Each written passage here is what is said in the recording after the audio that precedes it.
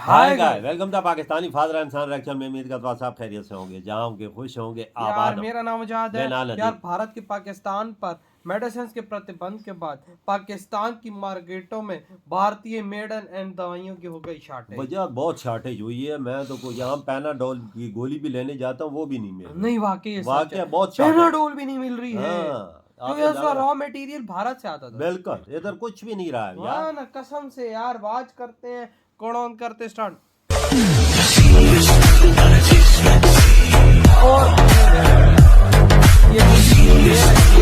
मोदी साहब great man क्या कर रही हैं आप? मोदी कोई बुरा इंसान थोड़ी है। इंडिया के जो मुसलमान हैं वो 150 रुपए लीटर पेट्रोल ले रहे हैं ना, 150 रुपए का चिकन इंडिया वाले ले रहे हैं ना, इंडिया के मुसलमान। तो हम भी इंडियन मुसलमान होते, हमें क्या फर्क पड़ता है? इस मुल्क में जहाँ हमारे बच्चों को रोटी नहीं मिल रही है, आप यकीन कीजिए, पानी नहीं मिलता, लाइट नहीं मिलती। शुगर के मरीज हैं और जो हार्ट के पेशेंट हैं, उनकी दवाइयों की क्या सूरत हाल है? दवाइयाँ तकरीबन 70% मिल नहीं रही। 70% मिल ही नहीं रही। हाँ जी, काफी ज्यादा हार्ड। मुसलमान से बढ़कर कोई चीजें भी तो नहीं है, कोई काफिर मुसलमान से बढ़ के नहीं है। मुसलमान अगर हो 5 दिन हो गए, 4 दिन में तकरीबन 20,000 की मेडिसिन बाजार से ला चुका हूँ। मल्टीनेशनल कंपनियों की दवाइयाँ लिख रहे हैं और एक अफोर्डिंग पेशेंट ही नहीं है। जब आप उसे दवाई लिखोगे तो वो बेचारा दवाई का नुस्खा लेके उसकी कॉस्ट देखकर ही वो दोबारा मेडिसिन इस्तेमाल ही नहीं करेगा। अगर जो करेगा भी तो अगर जो 3 टाइम की दवाई है वो एक टाइम इस्तेमाल करने के बाद वो सोचेगा कि अब मुझे नहीं करनी चाहिए, क्योंकि वो बिजली का बिल दे, यूटिलिटी बिल दे, बच्चों के घर का राशन या फीस का राशन दे, ग्रोसरी खरीदे, तो फिर इस वजह से डिस्टर्ब है। बस हम इसी चक्रों में जो है ना लगे हुए कि जी इंडिया को नीचे दिखाना, क्रिकेट में जो है इंडिया को किस तरह हराना और ये मैदानी जंग बना देना क्रिकेट स्टेडियम को। इंडिया ने जो है ना वो आपको कंपेयर ही नहीं करता। इंडिया अपने आप को कंपेयर करता है टॉप के मुमालिक। यहाँ पर ये हमारे मौलवी हजरात, हमारे ये 2 नंबर सियासतदान, वो काफिर हैं, मगरिब को गाली बकते हैं और यही से लोग जाके उनकी लैट्रिनें साफ करते हैं। और हम कहते हैं कि वहाँ पर गुर्बत बड़ी है, बाथरूम नहीं है, हमें अपने मुल्क का हाल नहीं पता। और शुगर की दवाइयाँ बिल्कुल नॉर्मल। चाहते कि इंडिया के साथ ट्रेड खुलनी चाहिए। नहीं, कोई बात नहीं खुलनी चाहिए। हम भूखे मरते हैं, मर जाए। ये मरीजों को बचाने के लिए इंडिया से मेडिसिन लेनी चाहिए या नहीं? सिर्फ यस और नो में आंसर लेंगे आपने। भाई क्या हमें मेडिसिन लेनी चाहिए इंडिया से मरीजों को बचाने के लिए, इंसानियत को बचाने के लिए? आप हाँ ना में जवाब दे दें। जी लेनी चाहिए। आप क्या जी? नहीं। मेडिसिन सस्ती मिल रही है, महंगी मिल रही है? मेडिसिन क्या यहाँ तो थूकने के लिए भी कहते हैं कि 50 रुपए दे दो। ऐसे ही है, बिल्कुल ऐसे ही है। अब तक नहीं बना रहे, हमें लेनी चाहिए, डायरेक्ट इंडिया से लेनी चाहिए, ना कि हम दुबई में जाए, उधर से आए, फिर हमें ज्यादा टैक्स ज्यादा। और जबकि मैं चाहता हूँ, अभी पिछले दिनों मैंने एक वीडियो देखी थी, एक रक्षा ड्राइवर पेशावर में रक्षा चला रहा है और उसके नीचे कमेंट्स थे कि ये प्रोफेसर है, डॉक्टर है, ये रक्षा चलाने वाला नहीं है। मतलब वो टाटा कंपनी जो हिंदुस्तान की, उन्होंने कोई कैंसर की एक मेडिसिन बनाई है जो 100 रुपये में तैयार होगी और वो कैंसर को फैलने से रोकेगी।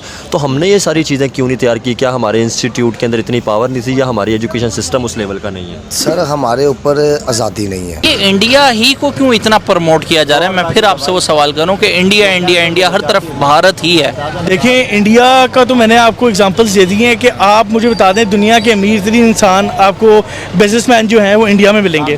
उन्होंने अपने आप को इतना बड़ा बनाया या इतना सफिशिएंट बनाया कि लोग जो हैं, जो पूरी दुनिया जो है वो उनके साथ बिजनेस करने को, आप देख लें आईटी हब, आप उनका बंगाल ले लें, उनका क्यों यूएस जो है सिलिकॉन वैली के बजाय लोग आईटी हब इंडिया में आते? कहाँ लेंगे? दुनिया के तीसरी बड़ी सुपर पावर की बाशिंदे, उनके वो कश्मीरी इंडियन पासपोर्ट होता है ना, कश्मीरी पासपोर्ट वो लेकर जाएंगे तो उनकी वैल्यू है।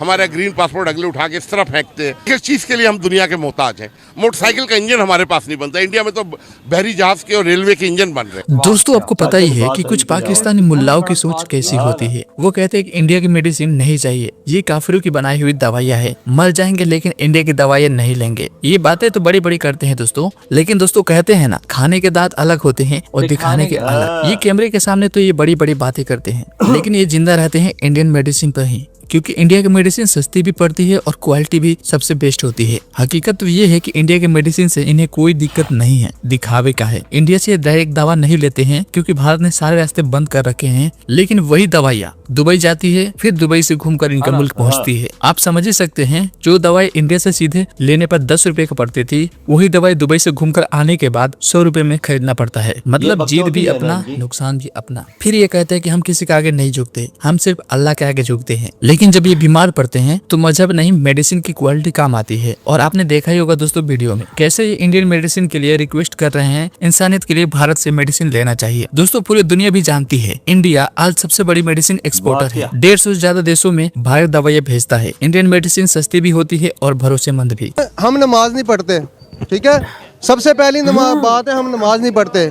आप सब नमाज पढ़ना शुरू कर दें, अल्लाह ताला को राजी करना शुरू कर दें, इंशाअल्लाह आप अच्छे हो जाएंगे। अल्लाह ताला हुक्मरान भी आप पे ऐसे ही भेज देगा। मुसलमान से बढ़कर कोई होता नहीं है, कोई काफिर मुसलमान से बढ़ के नहीं है। मुसलमान अगर हो, अभी भी मेडिसिन हम काफरों की यूज कर रहे हैं, ये जो मेडिसिन यूज हो रही है उनकी यूज कर रहे हैं, फिर हम अपनी क्यों नहीं बना लेते? वो यही बात है ना, हम कमजोर किस लिए हैं? हमारा ईमान कमजोर है, हम ईमान पे चलते नहीं है, हम अपने दीन पे नहीं चलते। जब हम अपने दीन पे चलेंगे, कोई की मेडिसिन नहीं यूज। आपने सुना नहीं 313 ने हजारों को मार दिया?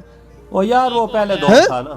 नहीं, कुरान पाक में अल्लाह ताला ने फरमाया है जैसी अवाम आएगी ना वैसा उसके ऊपर हुक्मरान आएगा। बहसियत पाकिस्तानी हमें हर चीज़ को जो है ना, जो चीज़ हम बना रहे हैं और उस चीज़ को इस तरह इंश्योर होना चाहिए कि वो खुद भी हम इस्तेमाल कर रहे हैं। मैं कम अज़ कम जो सा यानी कि जो ब्लड प्रेशर की दवाई, शुगर की दवाई इंडिया से आती है, लेकिन वो वही बात है कि वो हमारे जो हुक्मरान है उसको चलने नहीं देते। वो एक यानी समय कि वो डायरेक्ट नहीं आती, वो पहले दुबई से जाती है, दुबई से यहाँ पे आती है और यहाँ पे उसको बेचना जो है ना वो समझ एक जुर्म है।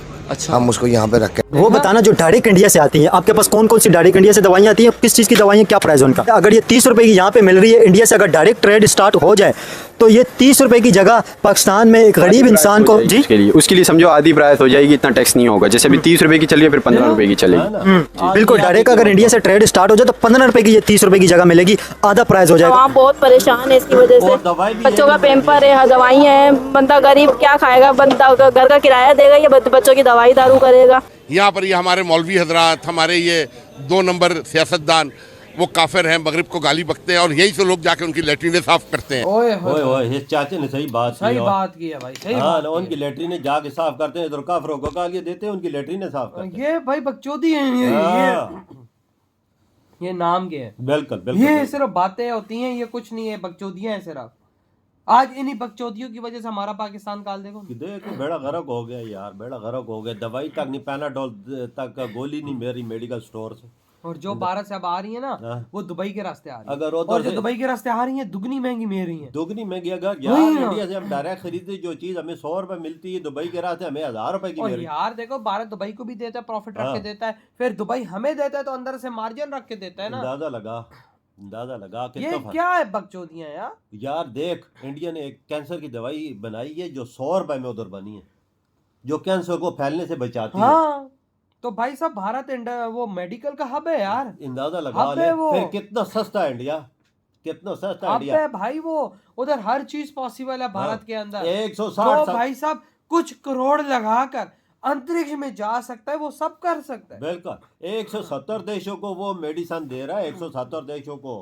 आप अंदाजा लगा ले फिर आप कितना बड़ा हब है। इधर पाकिस्तानी बकचोदी देख लेना इनकी, दुबई के रास्ते इंडिया की दवाई खाते हैं भाई। और भाई अभी तो वो भी नहीं आ रही, अभी तो वो भी उन्होंने देना बंद कर दिया कि भाई दुबई से भारत ने बोला है अगर तुम पाकिस्तान को दोगे तो हम तुम्हारी भी बंद कर देंगे। ना इधर देख ले क्या हाल बना हुआ मरीजों का, ब्लड प्रेशर शुगर की दवाइयां तक मेडिकल स्टोर से नहीं मिल रही भाई। बहुत बड़ी शॉर्टेज है, बहुत बड़ी।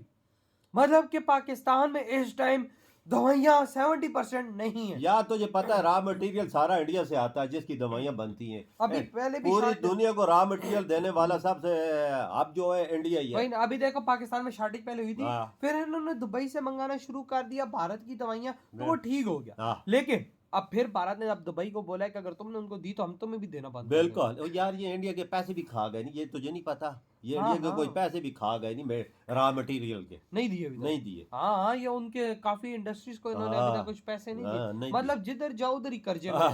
तो भाई आपके क्या थॉट है इस बारे में?